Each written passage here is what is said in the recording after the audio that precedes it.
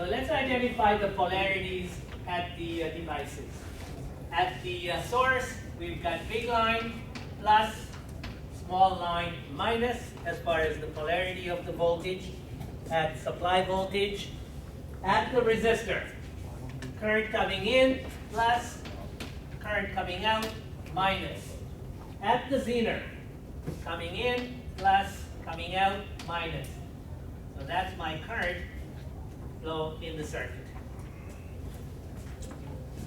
Is the Zener forward biased or reverse biased? Reverse biased. The triangle side, the arrow side, anode, line side, cathode. If the anode has a negative polarity for voltage and the cathode has a positive polarity, the diode is reverse biased. So I have a Zener here, reverse biased. Let me pick a Zener.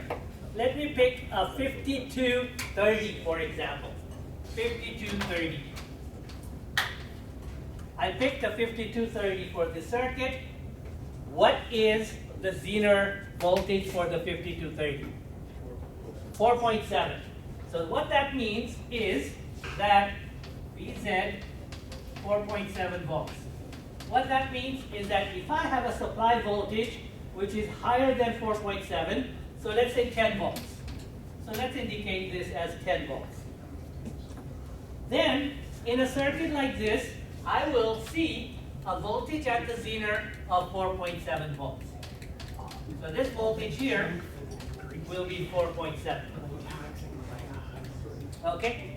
And on the graph, then what I show is the 4.7 volts right here. So this is 4.7. Okay?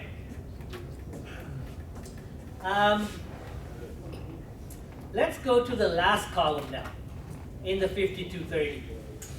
Maximum regulator current. So maximum current.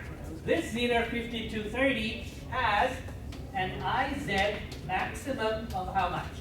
Tell me. 97 milliamps. So what that's telling me is in this circuit, I have to make sure that the maximum current is 97 milliamps. And how can I control the 97 milliamps in that circuit? Tell me. With the resistor. So, what I'm going to do is, I'm going to show the 97 milliamps in this graph.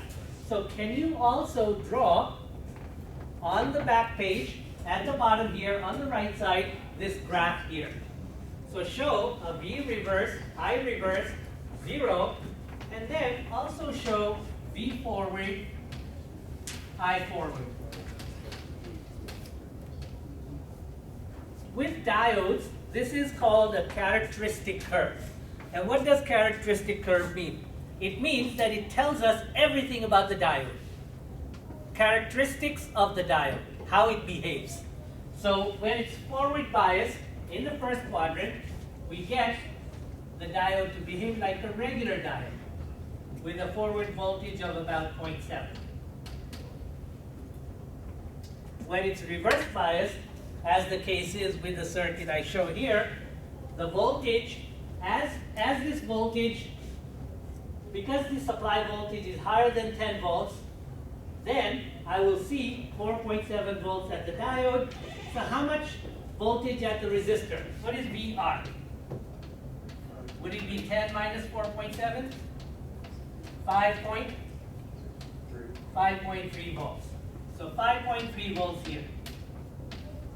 And 4.7 volts at the Zener. That's just how a Zener works. So now let's calculate the current, safe current. But before I calculate the safe current, let me show the maximum current on this graph. So down here, I'm going to go IZM, 97 milliamps. Okay? Maximum current. If that current exceeds 97 milliamps, that diode is going to be damaged. It will break up. It will heat up and destroy itself. So what I do is I indicate danger here. You don't want to go past 97 milliamps with a 5230. So, just to be on the safe side, I'm going to pick a value which is half of this. So I'm going to go right here, 50% of 97 milliamps. How much? What's half of 97 milliamps? 40 something? 46, 47 milliamps? 48. Let's say 48 milliamps. Okay, so I'm going to pick a current of 48 milliamps in this circuit to calculate my resistor.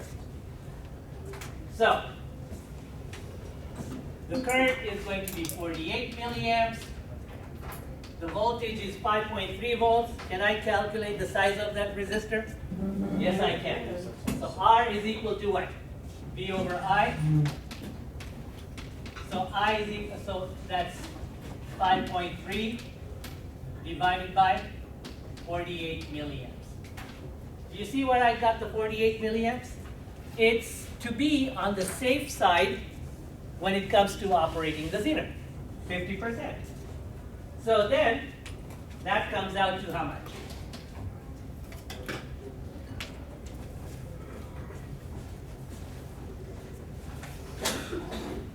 What's 5.3 volts? 110.5. How much? 110 ohms. 110 ohms. Okay, so 110 ohms. So if I have a circuit like this, 5230, supply voltage 10 volts, then and the resistor is 110 ohms, it means that the current is going to be 48 milliamps, and that Zener is going to be fine. So, what we're saying in the slide is that the voltage across the Zener is going to be constant at about 4.7 volts. Okay? So that's the trick. The trick is to use this Zener reverse bias so that the voltage is the same, but you can adjust the current.